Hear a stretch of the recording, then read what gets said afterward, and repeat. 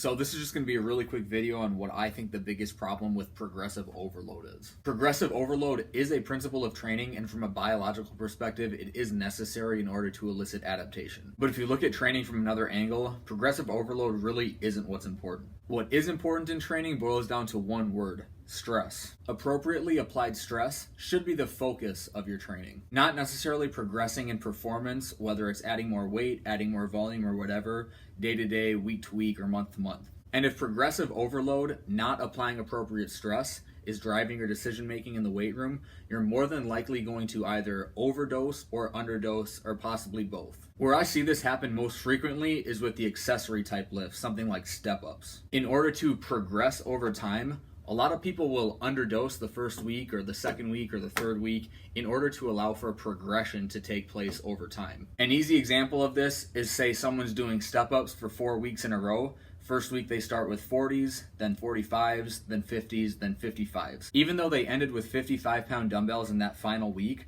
they more than likely could have done so in the first week. But in order to progress, they underdosed themselves, therefore didn't really achieve or elicit the adaptations that they really wanted in the beginning. And I think this really highlights the problem with sticking to a rigid program for many people. Applying appropriate stress consistently is going to allow for better adaptations over years. Whereas if you're just progressively overloading from week to week and then you kind of start over and progressively overload again, that's going to lead adaptation for a short amount of time and then you kind of have nowhere to go. I also think the term progressive overload forces people into thinking that they have to add weight, have to add sets, or have to add reps, when that just isn't sustainable long term. So next time you're writing your own program or choosing volume or choosing weight for a certain exercise, think about applying the right stress that you need for that time, not necessarily thinking about what you did last time you did that exercise and how you can do more weight or more volume this time just for the short period. Anyways, that's just a short rant I had after just thinking about it for some time.